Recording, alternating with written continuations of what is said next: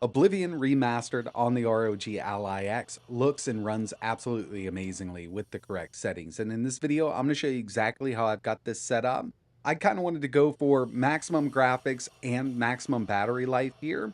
There's a few ways to go about it. I mean, it really depends on what you want to do, but if you're looking to get good battery life and awesome graphics out of Elder Scrolls Oblivion on your ROG Ally X, then let's go ahead and get right into it. From here, we will move over to another spot in just a bit, but I wanted to give you an idea of how well this runs on the ROG Ally X with these settings. So if you take a look in the top left-hand corner, I've got Afterburner running.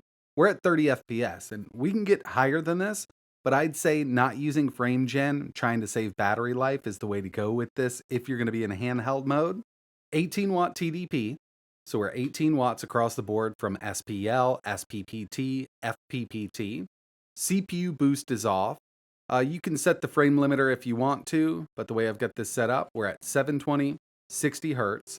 And like we saw, we're only running at 30. I'll show you what we've got though. Because recently I've tested this on the Steam Deck and you have to be at low settings with it at 800p. 720p, frame rate limit set to 30. And we're at medium settings. So moving down, we're not using frame gen, and we're not using FSR. In fact, we're using XeSS set to balanced because I do think that looks a little better.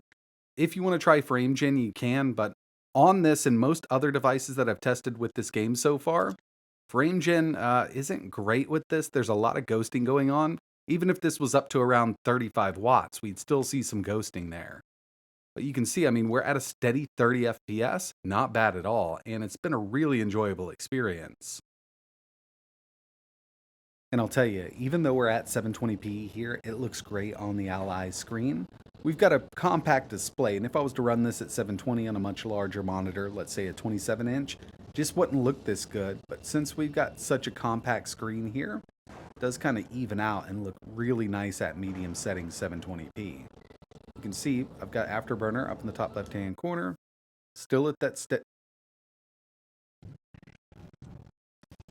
and you can see, even right here, we're at a steady 30 FPS, 18 watts.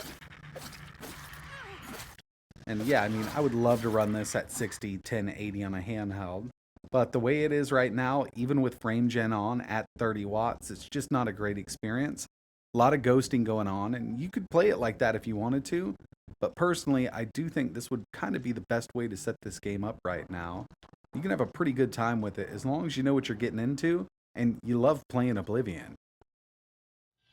The last thing I wanted to talk about here was battery life with these settings, because that's going to be really important for a game like this. I mentioned it in my Steam Deck video checking this game out, but I burn up 2 Xbox 360s playing the original Oblivion, so I put a lot of time into this game, and I'm probably going to do the same here on these handhelds.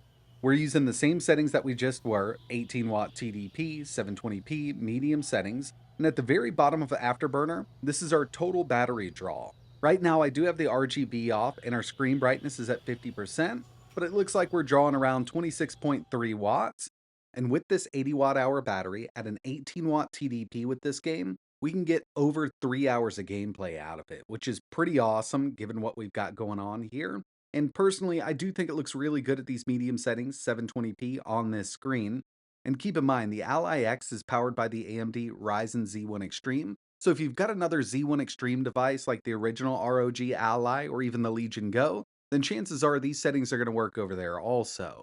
The main difference here is going to be, obviously, we've got a much bigger battery, but this does have more RAM coming in with 24 gigs as opposed to 16 on both of those other devices. So if you do end up testing it out on the original ROG Ally or the Legion Go and find some better settings, let us know what they are in the comments below. But that's going to wrap it up for this one. If you want to see this game running on the Steam Deck, I'll leave links for that video in the description. And like always, thanks for watching.